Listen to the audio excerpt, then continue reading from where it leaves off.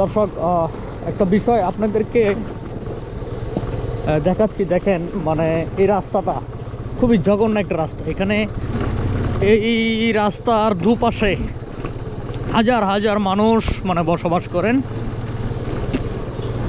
ওনারা এখান থেকে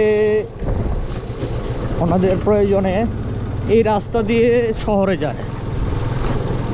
তো এই রাস্তা দিয়ে আসা যাওয়া করার ফলে অনেক সময় অতিবাহিত হয়।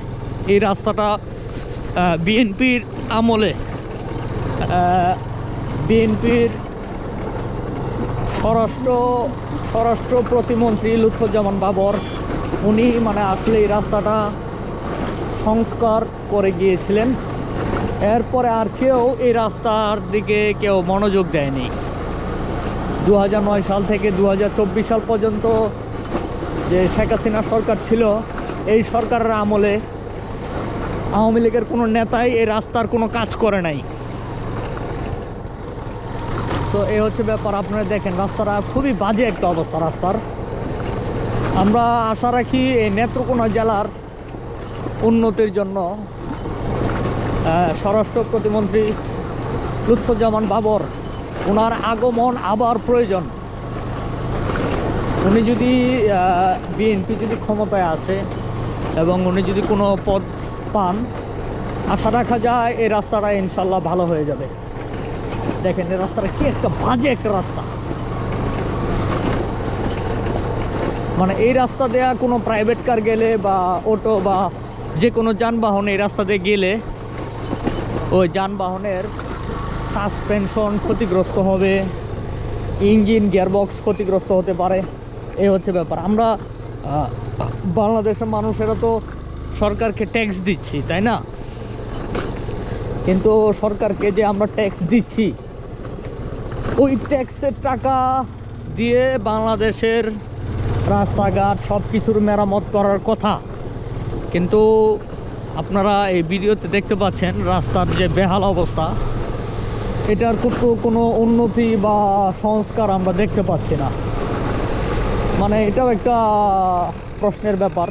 আসলে সরকার যেহেতু ট্যাক্স পাচ্ছে, এই ট্যাক্স আসলে কোন কোন খাতে ব্যয় করতেছে এটার একটা খসড়া বা লিস্ট যদি জনগণকে দেখাতো তাহলে ভালো হতো।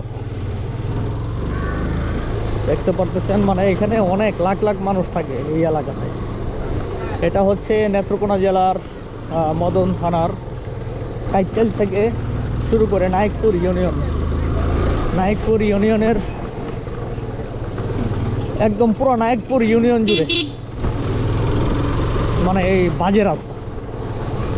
আপনাদের দৃষ্টি আকর্ষণ করার জন্য মূলত এই ভিডিওটা করা বা পিওভি পয়েন্ট অফ ভিউ। এবং কিছু কথা বললাম, কথায় কোনো ভুল ত্রুটি হলে ক্ষমা সুন্দর দৃষ্টি দেখবেন, বিবেচনা করবেন। এই হচ্ছে ব্যাপার।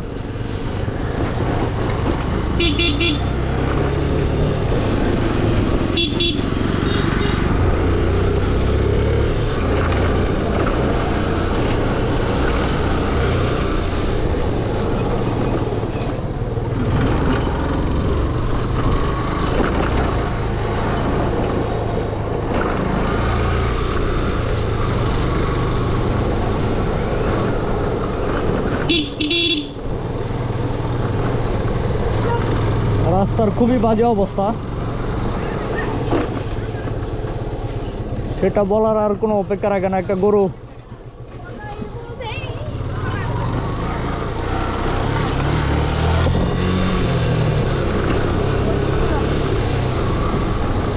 আপনারা দেখতে পেয়েছেন, একটা গরু ছুটে গিয়েছিল। দেখেন রাস্তার খুবই বাজে অবস্থা। দেখেন মানে এটা কোনো রাস্তা হলো? এদিকটা অনেক মুরব্বী এবং রুগীরা এই রাস্তা দিয়ে যাতায়াত করে। আমরা যারা সুস্থ আছি, একটু ইয়াং মানুষ বা একটু স্টেবল আছি, তাদের জন্য কোনো সমস্যা নাই। কিন্তু যারা মুরব্বী, বয়স্ক মানুষ, মুরব্বী এবং রুগী যারা আছে, এরা কিন্তু এই রাস্তাতে গেলে মানে এদের মাজায় ক্ষতিগ্রস্ত হচ্ছে প্রতিনিয়ত। মানে এই রাস্তা দিয়ে, এই অটো দিয়ে যারা, এই রাস্তা দিয়ে যারা কাইটাইল, মদন বা নেত্রকোনা হোয়াটএভার যাচ্ছে, তারা কিন্তু তাদের শারীরিক ক্ষতিগ্রস্ত, এই রাস্তা দিয়ে যাওয়ার ফলে তাদের শরীরে ক্ষতিগ্রস্ত হচ্ছে।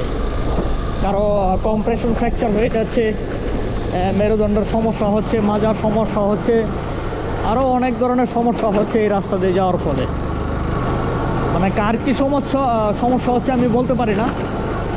সমস্যা মূলত আমার হচ্ছে, আমি যে বাইক চালিয়ে যাচ্ছি, বলছেন খুবই রিস্ক একটা ব্যাপার। এই বাইকটা দিয়ে যে যাচ্ছি, মানে বাইকের সাসপেনশনের তেল বের হয়ে যাচ্ছে, বাইকের অয়েল সিল নষ্ট হয়ে যাচ্ছে। সুবহানাল্লাহ। এটা হচ্ছে আমাদের গ্রামের আগের রাস্তা, মাওরা পাঠানবাড়ির এখান থেকে শুরু। রাস্তার দুপাশে গাছ রয়েছে, দেখতে পাচ্ছেন, খুবই সুন্দর, যেটা একেবারে না বললেই না। মানে এখানে আসলে মনটা একদম পুরো ফ্রেশ হয়ে যায়।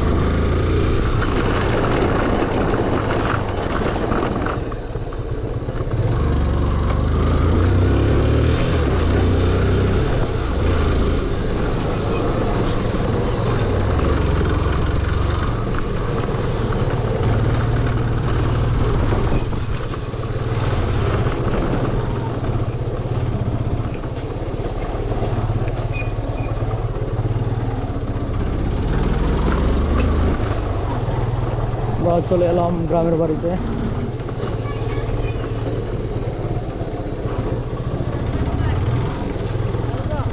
কেসে ভালো আছো মাফো?